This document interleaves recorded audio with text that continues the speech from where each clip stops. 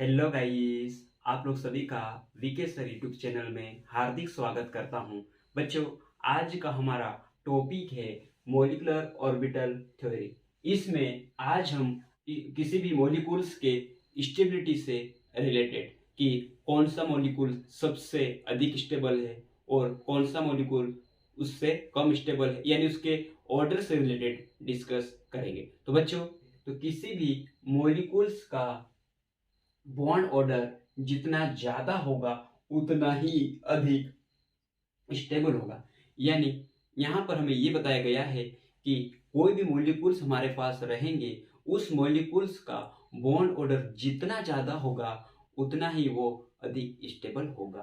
तो बच्चों, अब हम जितना बॉन्ड ऑर्डर ज्यादा होगा उतना ही वो अधिक स्टेबल रहेगा। तो बच्चों, हमारा काम बनता है सबसे पहले उसका बॉन्ड ऑर्डर कैलकुलेट करने का। तो इसके लिए हम एक छोटी सी ट्रिक अपनाते हैं। तो बच्चों, देखिए जरा कि यहाँ पर हमने एक ये बनाया है। अब यहाँ पे हम नंबरिंग लिख देते हैं, नंबरिंग कर देते हैं इसे।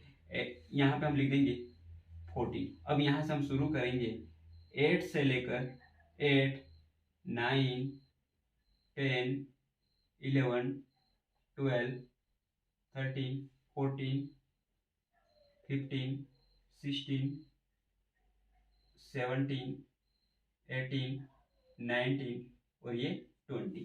तो इससे हम अब ये पता करेंगे कि यहाँ पे सबसे पहले, अब हम यहाँ पर ये देखेंगे कि आप जैसे ये जो देख पा रहे हैं, आप यहाँ पर ये जो देख पा रहे हैं, ये जो आपका 14 है, तो इसका बॉन्ड ऑर्डर 3 होता है। जहां पे इलेक्ट्रॉन 14 होते हैं उसका बॉन्ड ऑर्डर 3 होता है।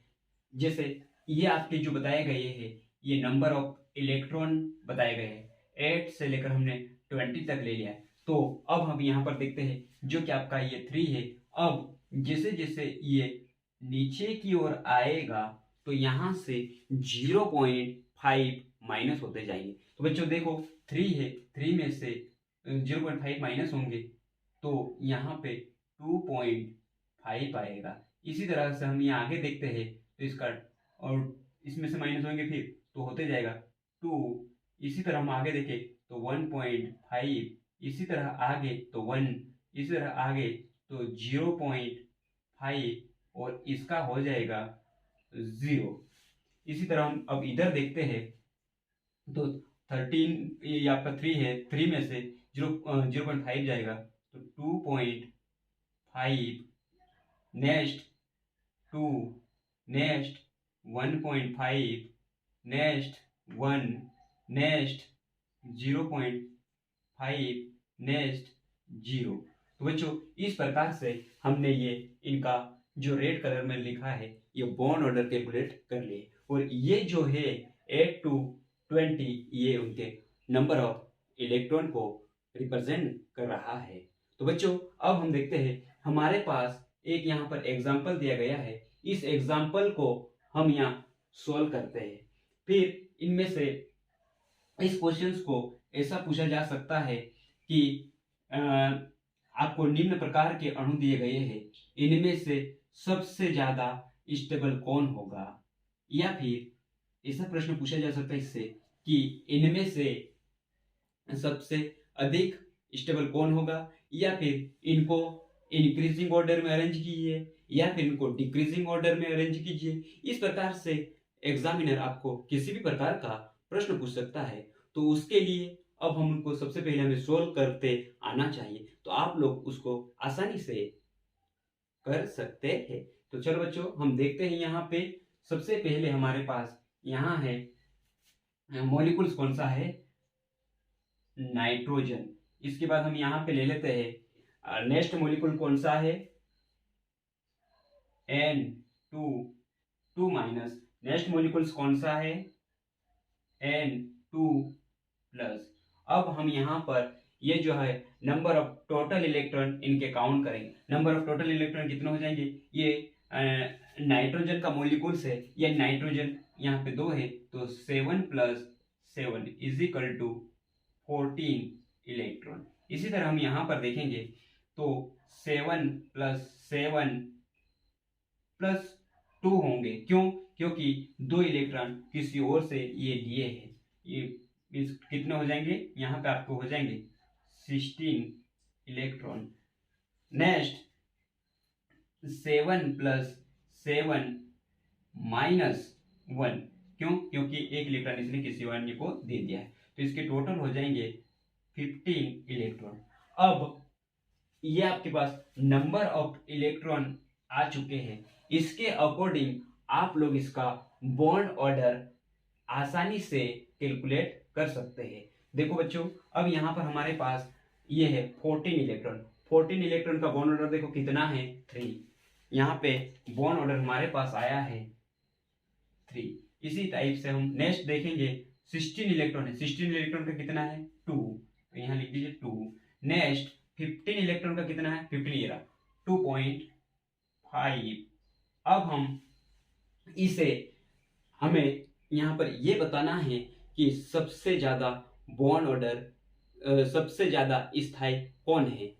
तो बच्चों, अब हम यहाँ पर इनके बॉन्ड ऑर्डर को देख के बोल सकते हैं कि सबसे ज्यादा स्थायी कौन है। तो बच्चों, आप ही देख के बताइए मुझे जरा कि जिसका बॉन्ड ऑर्डर सबसे ज्यादा होगा वो सबसे अधिक स्टेबल है या है। तो अब यहाँ पर बॉन्ड ऑर्डर सबसे ज्यादा है 3, यानी किसका? N2 का, यानी नाइट्रोजन। इसी प्रकार से हम देखते हैं उसके बाद किसका है? N2 प्लस, यानी 2.5 है N2 प्लस, तो सबसे अधिक स्टेबल ये है, उसके बाद ये है, उसके बाद फिर ये है। तो इसको हम एक आपके डिक्रीजिंग ऑर्डर में अरेंज करते हैं। तो डिक्रीजिंग ऑर्डर में अरेंज करेंगे तो यहाँ पर क्या हो जाएगा कि सबसे पहले आएगा N2, ये रहा, क्योंकि 3 है इसलिए। उसके बाद हम देखते हैं 2.5 N2 प्लस, N2 प्लस। उसके बाद हम देखेंगे ये रहा आपका कौन बचा? N2 2 माइनस, यानी ये हमारा डिक्रीजिंग ऑर्डर हो गया। और उसके बाद सबसे अधिक स्टेबल कौन है? अगर सिंपल प्रश्न पूछ लिया गया कि सबसे अधिक स्टेबल कौन, तो ये आपका, और सबसे कम स्टेबल कौन, तो ये। ठीक, तो इसी प्रकार से हम इनका। तो बच्चों, हमें एक प्रश्न और दिया गया है कि निम्नलिखित अणुओं के स्थायी तत्वों के घटते क्रम में कौन सा क्रम सही है।